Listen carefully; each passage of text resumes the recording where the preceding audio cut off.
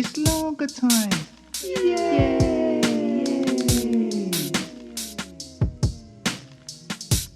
Lager time. Poems, stories and thoughts. By me, Paul Cree. Who else? 1, 2. Greetings, bonjour, what's happening? Welcome to Lager Time. My name is Paul Cree. Lager Time is my podcast. Regular-ish, almost. Pretty regular on a Friday, if I can get it done.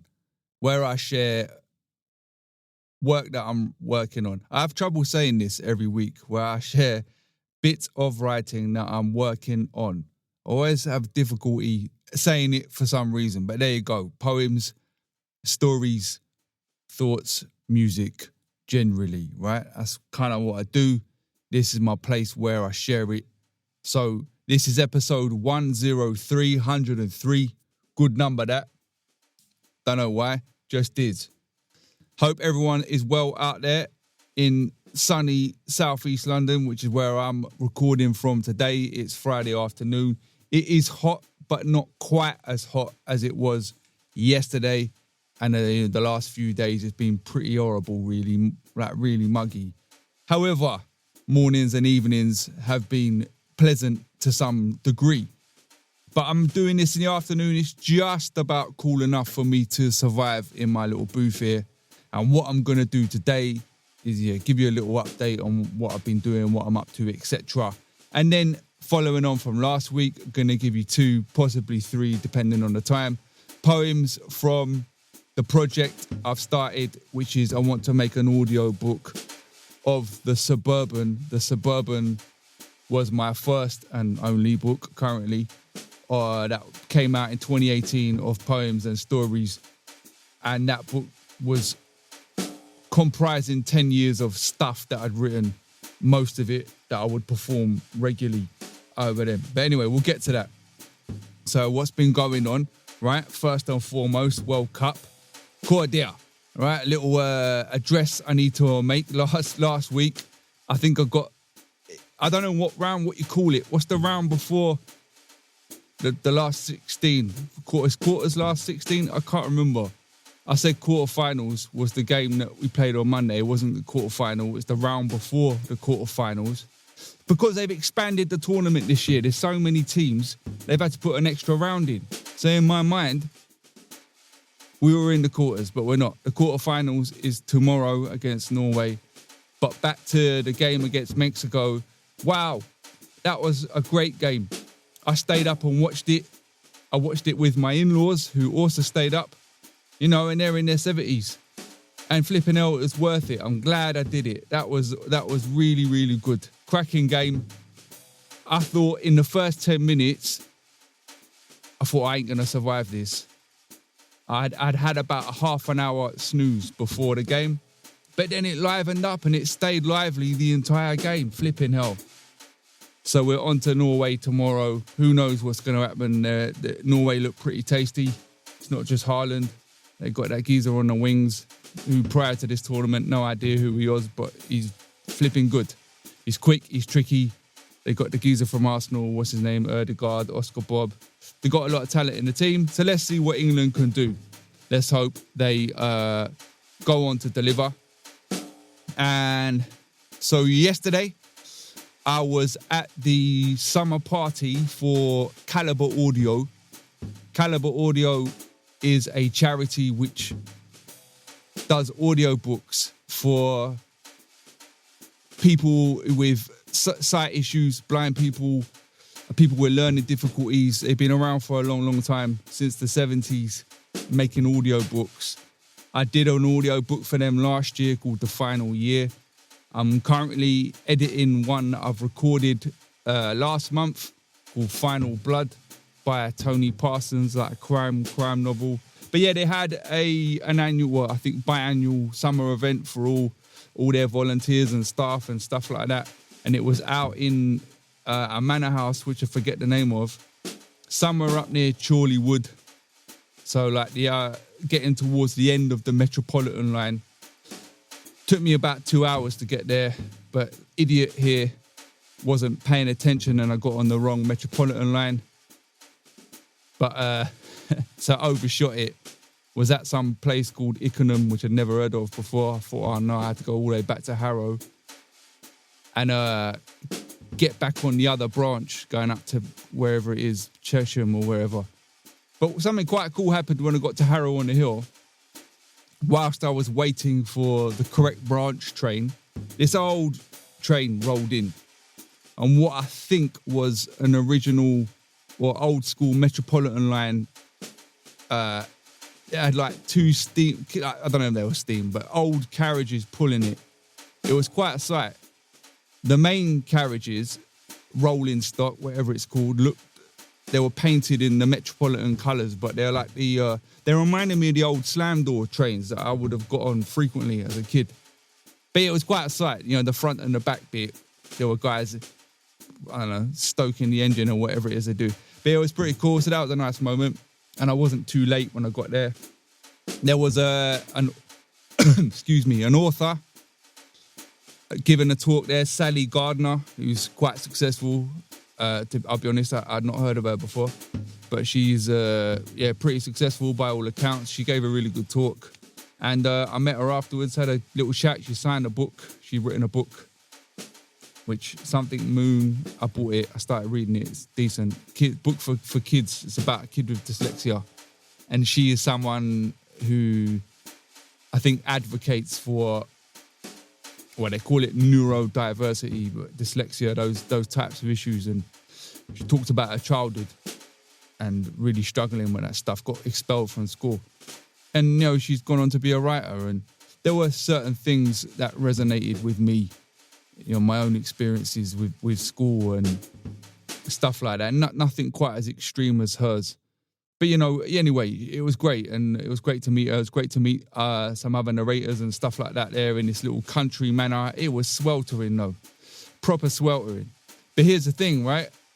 I took it as an opportunity to go and do something I don't normally do. But also on the journey, I read the edited version of Way of the Kip. So Way of the Kip is the short story that I shared on here, chapter by chapter each week.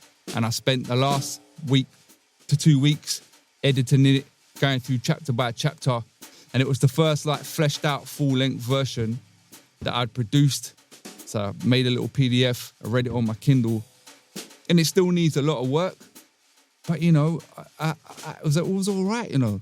It was all right with the stories and sometimes with the poems too. I have a real love-hate relationship. Sometimes I'm like, oh, I can read something, this is rubbish. Like I read a story this week or last week that I'd written maybe about 10 years ago. One of the Reese stories, so Reese is the character in Way of the Kip. It's the fictional character I like to write in from time to time, and it was really bad. Anyway, this story that I read, I'm like, oh God. But yeah, you know, I thought, you know what, it was all right, okay? And through Lager Time, that's really helped. And talking about it last week that I've been editing it gave me a good excuse, and, you know, I need to keep seeing that through, all right? We'll get to it. But thank you to anyone that listens to Lager Time, because all of this has helped. And I'll get on to the next bit related to that. But also, the Dream Arts rep show was at the Literal Garrick this week. Obviously, I wasn't there. It was up in the Midlands. I've not had a full account back yet, but I've seen so many images and quotes from audience members online. Seems like it went really well. In there, Catherine, who's the artistic director there of Dream Arts rep, who I worked with extensively for the last 4.5 years this year, stepped back. But I've made all the music for the show and also written the script. And there's a piece of music which is right at the end, which we just couldn't get right. I did, I think, 4 or 5 versions of it in the end. Of like 3 of those were just completely different pieces of music. I had to go back to the drawing board. Catherine sent me an email with not an email, like a video from the tech rehearsal, and it's a bit that has to work with a big ensemble piece of movement, and it was all right. It was sounding all right, and I'm thinking, flipping hell, this looks good. The movement's great, and the music was doing the job. And there's some nifty little numbers I've made in that show, and dare I say it, a little bit proud. And it's been a big learning curve. And that show, the next stop on their tour is the Isle of Wight on the 21st of this month for the Ventnor Fringe. So lucky them, or I'm kind of envious of this one. I'd like to be heading over to the Isle of Wight. We did a trip there a couple of years ago. It was wicked going on that boat. But yeah, they will, if you are in the Isle of Wight or you fancy going there, Ventnor Fringe, 21st of July, 1 p.m. And also while you're there, if you need something to listen to along the way on your journey, more 64s of Boredom, my 5-track self-produced rap EP, each track with one full 64-bar verse, all rapped by me, is available to stream and download online, Spotify, Bandcamp, Apple, Amazon, all of them. And also, if you fancy something to read, my book, nice little link here, the Suburban. I have a few left somewhere, but you can still buy it online. I checked last week. I also checked the publisher, Burn and I Books. You can't get it on their site anymore. I think I might have bought all their remaining copies off them a few years back, because I got three runs of books from them in the end. I don't know how many I sold, a couple of hundred maybe, personally. But 3 times I went back for them to more, and they offered, like the third one was them, they offered like a reduced rate to me. And maybe they were trying to get shot of it. But here's the thing, right? The Suburban, going back to this, the poems, this idea that I go on and make an audio book, doing the podcast last week, it made me get a bit more organised. I livened up. So this week, I've recorded 5 of the poems so far in my little booth. So obviously not including Lager Time. I will be recording a couple more after this. So I'm working my way through. It takes a little bit longer. Obviously with this, I'm a bit more casual. But when I'm recording something like that, I tend to do each one 3, sometimes 4 times. So when I go back to edit, I've got an option on each one. It will take a while. There's a lot to get through. But I've been cracking on. My way at the kip. One of the other things I didn't mention was I wanted to do a little bit of promo video stuff for my EP. So this week I've got some of the old kit out, and I've been playing with filming a little video. It's literally just me rapping the bars and with the music. But I've been playing around with that. I'm going to try and have a go, hopefully later on, to record. So yeah, look, it made me thinking, flipping, I need to liven up here. All right. paulcree.co.uk/shop if you wish to see the book. Purchase the book. You can also get the original, that's just my water, the original More 64s of Boredom EP. Which brings us to this week's poems. And something else, actually, where I've been going through the Suburban and selecting the poems. These were poems, lots of them, and 2 of them are the ones I want to do today. I used to perform these a lot, and they were with me for quite a long time. I've not looked at this book apart from there's like one or 2 poems I sometimes use in workshops. But as in terms of the book and most of the stuff in there, I haven't looked at this in years until I started doing this. And again, like hindsight, some of them I'm like, yeah, that's not great. I wouldn't write something like that now. But others I'm like, oh, that one's near bad. It's all right. You know, and these were all written a long time ago. So it's been, looking at them with a different lens now. And I'm glad I did it, put it that way. And I'm glad I'm doing what I'm doing. And I'm happy that I have this here Lager Time, all right? So 2 poems, possibly 3. I just want to check the time. So we're running at, bloody hell, we're like 14 minutes. All right, so let's see how we get on. So Fair and Square, this is a nice and short one. I used to finish sets with this. These are all true stories, by the way. Irrelevant, it's football. Sports day at middle school. She beat me in the penalty contest. The underdog mauling the favourite. Her clean 3 strikes to my 2 and 1 complete miss kick. She held her nerve as she does today, like a grenade pin gripped by teeth. I lost mine, along with my pride. Her face held the firmest of foundations, cradling a cauldron of concentration and determination as she tucked each shot in the bottom corner of the net against what was then one of the best keepers in the school. She said she meant it. I said it was a fluke. It didn't matter. Her face that day said it all. She wanted it more than me. That day, in front of all my mates, my little sister won the sports day penalty contest fair and square. True story that. Large up Madeleine. Still very much enjoys football. I don't think she plays, obviously, but well, not obvious, but she doesn't. But she's enjoying watches football. She watches a lot of women's football, as well as the men's. And she's out there in Scotland flying the flag for whenever England play, even though we are part Scottish, which is kind of weird, and her partner is Scottish. But there you go. You know, England, Scotland, all of that, it's all part of the same thing for us. Well, kind of. But there you go. Right, I'm gonna rattle through this. Grass Grazer. I only ever performed this poem once. Again, this is a true story. Very different vibe here. My body jolted, revolted at the sound of a floor-grappling guy engaged in a fight, being kicked full pelt in the face by a boot-wearing mate of his opponent. The crack from the contact of boot with face was a sound to induce stomach acid.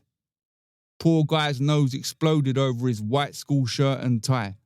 Shriek shook leaves off the trees as he curled up in a ball, trying to protect his face, sports bag still attached to his back, only to be booted a second time in the same place by the guy he was originally fighting with, who managed to wriggle away and get to his feet only after his boot-wearing mate threw in his foot uninvited. The surprise in the sound of the second shriek screamed of a man unfairly defeated. Blood had dripped onto the grass verge, where a group of us were stood waiting for the bus, not knowing where to look. Couple of caring girls came running over with tissues for the wounded whilst the two face kickers casually walked away.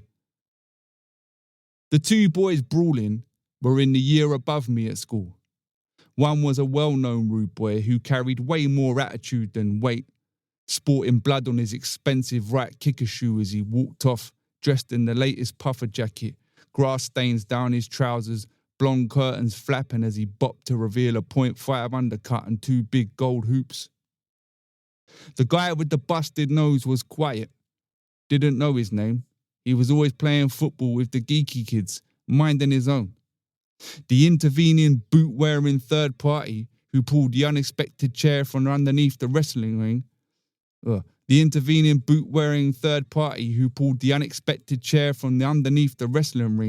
was some mate of the rude boy who didn't go to my school and wasn't wearing a uniform.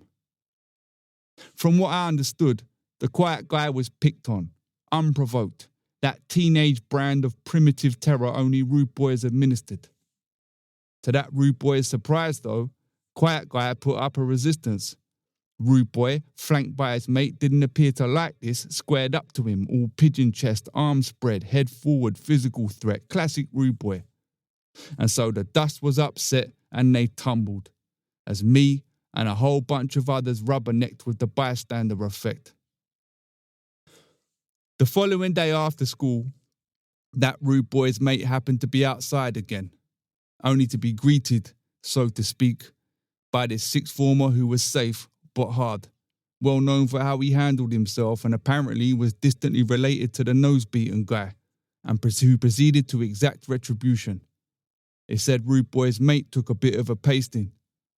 Can't say I wasn't glad. Rude boy, on the other hand, didn't show his face for a few days.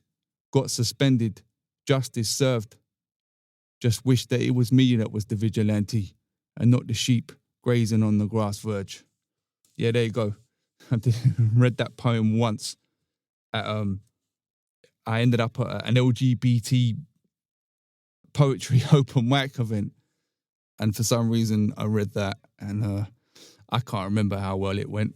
But anyway, yeah, I never performed it. It's a bit too graphic. I don't know. But I can still hear those sounds. I tried to write it as much as how I saw it, but it's a true story. And then last but not least, this is one I used to perform quite a lot. It's a bit more lighthearted. There's a nice order here. I've gone sort of middle school, secondary school, and now after school. 17. It's called Lost Days Lost. And there was a video that me and my good pal Conrad Murray did for this, just in his studio in Mitcham, rapping. I wrote it originally as bars, as rap, but then I used to perform it. Lost Days Lost. All right. Don't forget, more 64s of Boredom. Go stream that, download it, whatever.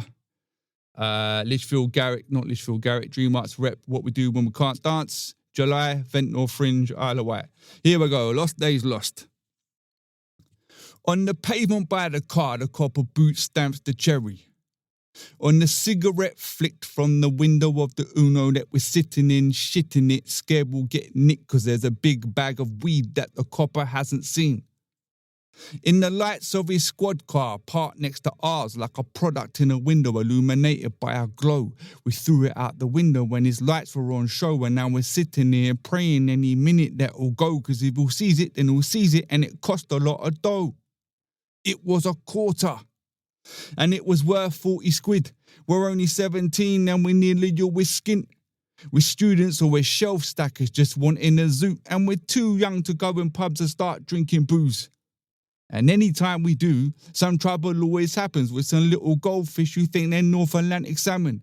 Geezers doing pigeon chest, demanding who we know. Squaring up by circling or all the mates in tow. We're only 17, but we've been there many times, so we'd rather sit in cars, smoke some weed and have a laugh. Slagging off the music being played in the charts. Playing drum and bass and garage, spitting rubbish bars. We don't mean any harm, that's why we're sitting in the dark, in the PM when there's no one else around in the park. The copper is demanding that we step out the car. He asks all of us, are we known to police? He turns to look at me and I say, no sir, not me, but in the corner of my eye, I can see that bag of weed, and I know my eyes are red, and there's chocolate round my mouth, and crisp down my jumper, and my head is full of doubts, I'm afraid. And I want to run away, but I can't really run because I'm feeling pretty caned. And now I'm actually giggling, and so are my mates, when I know on the floor is the weed just yards away, and the copper has a torch that is shining in my face. He's almost squaring up to me, I sense a growing rage, but instead he just says that we're free to go away, and when he was our age he was out getting laid, pulling birds every week, and we should do the same. We watch him get in his car, eyes off on the weed, still sitting high, lighted by his headlight beams. And as he pulls away, we all feel relieved.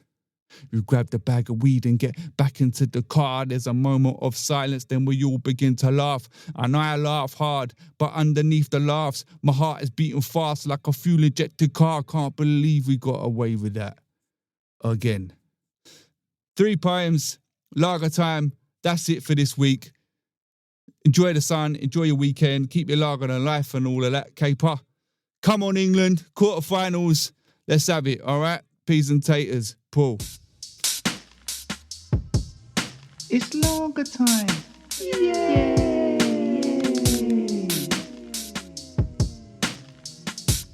Lager time. Poems, stories and thoughts. By me, Paul Cree. Who else?